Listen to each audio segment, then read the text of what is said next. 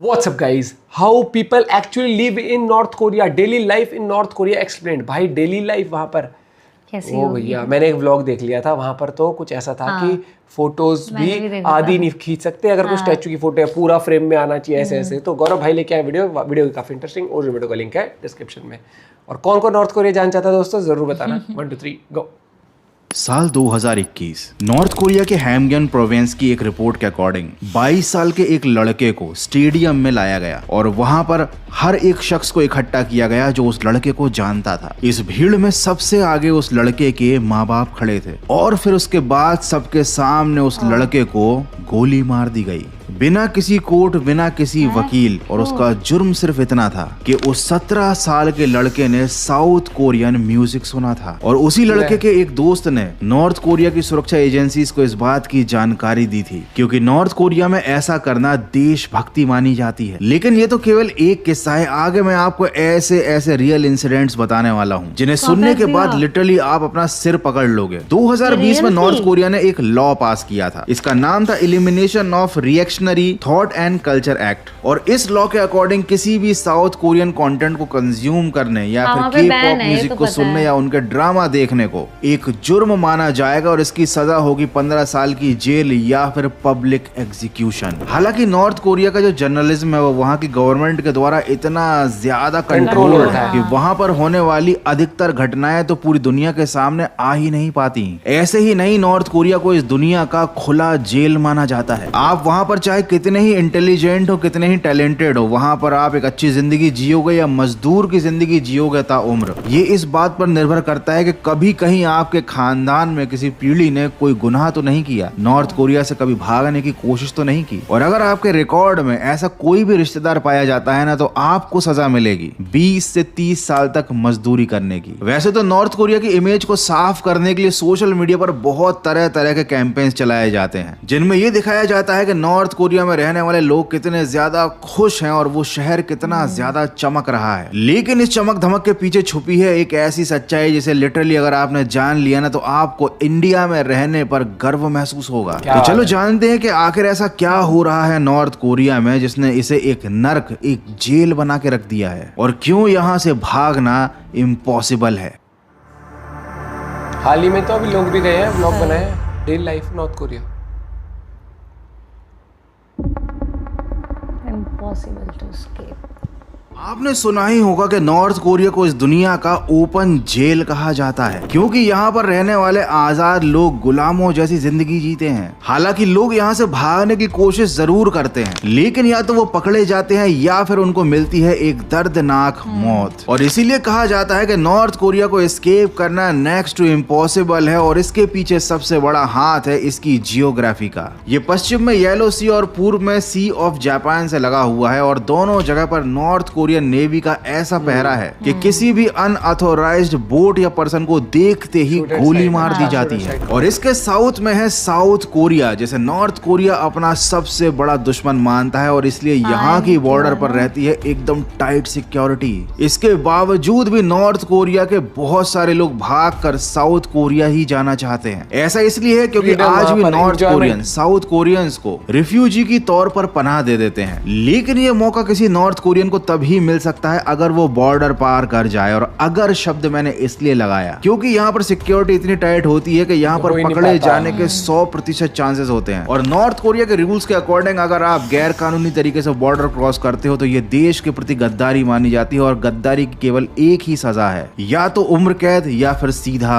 मौत। North Korea Democratic People's Republic of Korea DPRK, ये देश उत्तर में चीन से, उत्तर पूर्व में रशिया से और दक्षिण में साउथ कोरिया से लगा हुआ है। लेकिन कोई भी नॉर्थ कोरिया का इंसान भागकर बॉर्डर क्रॉस करके रशिया या चाइना जाने की गलती नहीं करता, जबकि यहाँ इनकी बॉर्डर्स पर इतनी ज्यादा टाइट सिक्योरिटी नहीं होती। और रीजन है इन तीनों कंट्रीज मतलब चाइना, रशिया और नॉर्थ कोरिया का मिलिट्री अलायंस। इसका मतलब ये तीनों देश आपस में एक दूसरे को सपोर्ट करते हैं, मिलिट्री सपोर्ट प्रोवाइड कराते हैं। और अगर इनके देश से मतलब नॉर्थ कोरिया से कोई भी डिफेक्टर सीमा पार करके पकड़ा जाता है तो बिना किसी सवाल के उसे दोबारा नॉर्थ कोरिया भेज दिया जाता है। और उसके बाद उस इंसान के साथ क्या होता है ये कोई नहीं जानता, लेकिन सब जानते हैं। नॉर्थ कोरिया में बॉर्डर क्रॉस करना तो बहुत दूर की बात है, एक प्रोविंस से दूसरे प्रोविंस बिना परमिशन के जाना भी एक कानूनी जुर्म माना जाता है। इसका मतलब कि नॉर्थ कोरियंस को अपने ही देश में घूमने की आजादी नहीं है। दुनिया की हर बड़ी ह्यूमन राइट ऑर्गेनाइजेशन इस बात पर सहमत है कि सबसे ज्यादा डरावना human right record north Korea का है। यहाँ पर हर मर्द को कम से कम 10 साल तक मिलिट्री सर्विस करनी ही करनी पड़ती है। फ्री स्पीच नाम की यहाँ कोई चीज नहीं है और जो मीडिया और इंटरनेट है वो रहता है पूरी तरह से सरकार के कंट्रोल में। ये दुनिया का एक ऐसा अकेला देश है जहाँ पर जुर्म तो किसी रिश्तेदार ने किया होता है, लेकिन उसकी सजा उसकी पीढ़ियां और दूर के रिश्तेदार तक भुगतते हैं। साल 2009 में ऐसा ही एक किस्सा सामने आया था जब एक 2 साल के मासूम को उम्र कैद की सजा सुनाई गई थी। अब आपके दिमाग में सवाल आ रहा होगा कि 2 साल के बच्चे ने क्या जुर्म किया होगा, किसी की लॉलीपॉप छुड़ा ली होगी या फिर स्कूल का होमवर्क नहीं किया होगा। एक्चुअली में उसके घर में उसके पेरेंट्स के पास बाइबल पाई गई थी और इस जुर्म की सजा उसके पेरेंट्स को तो मिली ही मिली, उसको भी मिली उम्र भर जेल में रहने की सजा।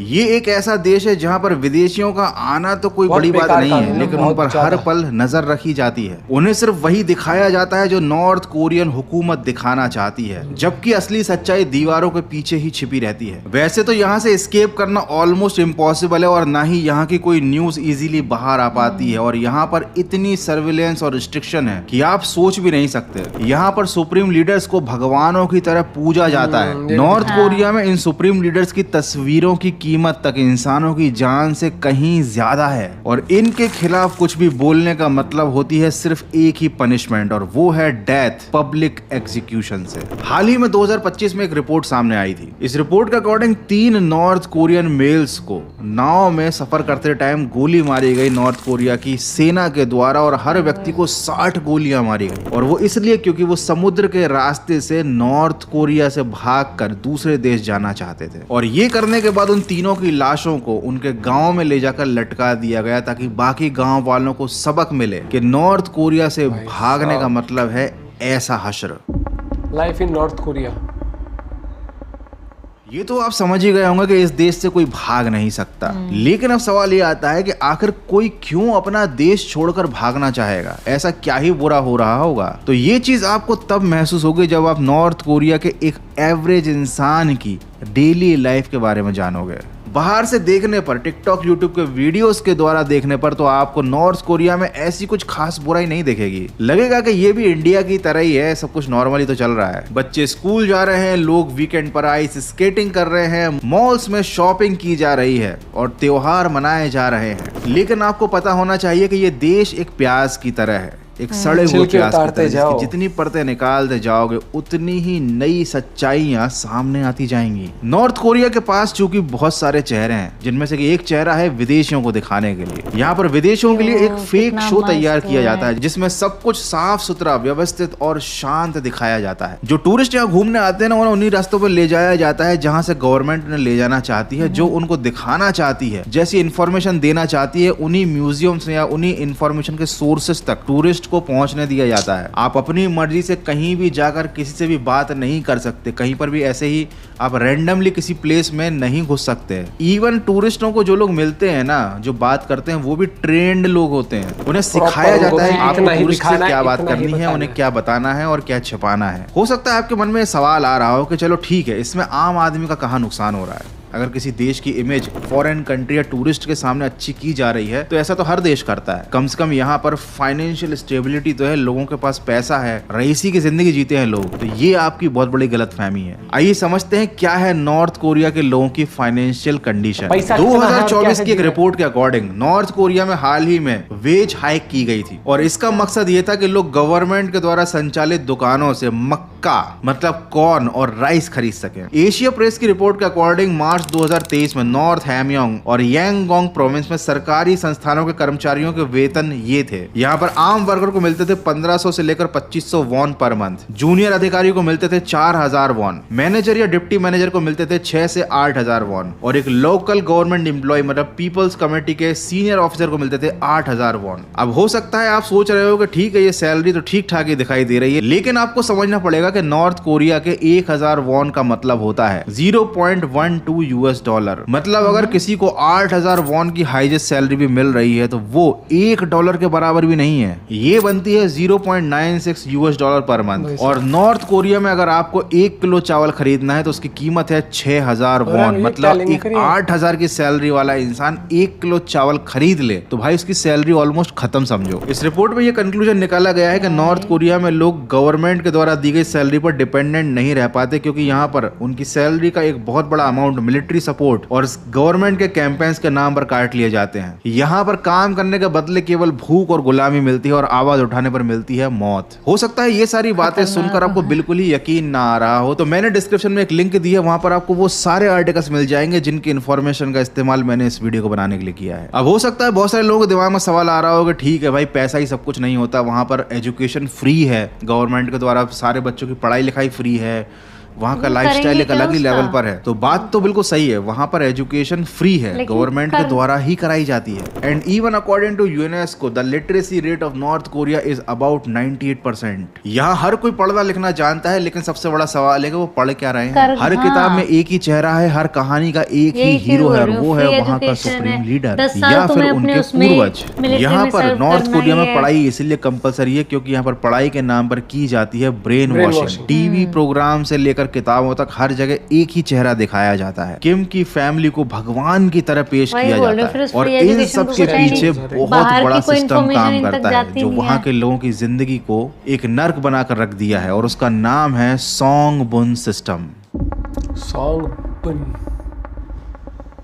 नॉर्थ कोरिया में जो पढ़ाई है ना, वो पढ़ाई की तरह नहीं बल्कि एक फिल्टर की तरह काम करती है। लेकिन नॉर्थ कोरिया में एक अच्छी जिंदगी जीने के लिए सिर्फ पढ़ाई लिखाई या टैलेंटेड होना काफी नहीं है, काफी होना चाहिए आपका सोंगबुन क्रेडिट। ये एक सोशल रैंकिंग सिस्टम है जो ये तय करता है कि आप अच्छी पढ़ाई मतलब हायर एजुकेशन के लिए किसी कॉलेज या यूनिवर्सिटी में जाओगे या फिर जिंदगी भर करोगे मजदूरी। हो सकता है आपको बहुत अच्छे से कंप्यूटर की कोडिंग आती हो, आप बहुत स्मार्ट हो, इंटेलिजेंट हो, लेकिन अगर आपका सोंगबुन के मार्क्स या कहें तो क्रेडिट कम है तो गवर्नमेंट आपको कभी भी हायर एजुकेशन लेने ही नहीं देगी, वो आपको मजदूर बनाकर ही रखेगी। जिन बच्चों का परफॉर्मेंस अच्छा होता है या जो इलीट परिवारों के होते हैं उन्हें यूनिवर्सिटी ऑफ नेशनल डिफेंस जैसे संस्थानों में भेजा जाता है जहां पर आजकल हाइपरसोनिक मिसाइल की टेक्नोलॉजी सिखाई जा रही है। बाकी के युवाओं को 17 साल की उम्र में 10 साल की आर्मी की सर्विस करनी पड़ती है। यहाँ पर लड़कियों को भी भर्ती किया जाता है। लेकिन अगर आपने या आपके किसी रिश्तेदार में या आपके खानदान में कभी किसी ने कोई गुनाह किया है, जुर्म किया है, नॉर्थ कोरिया से भागने की कोशिश की है या सुप्रीम लीडर्स का अनादर किया है तो आपका सोंगबुन क्रेडिट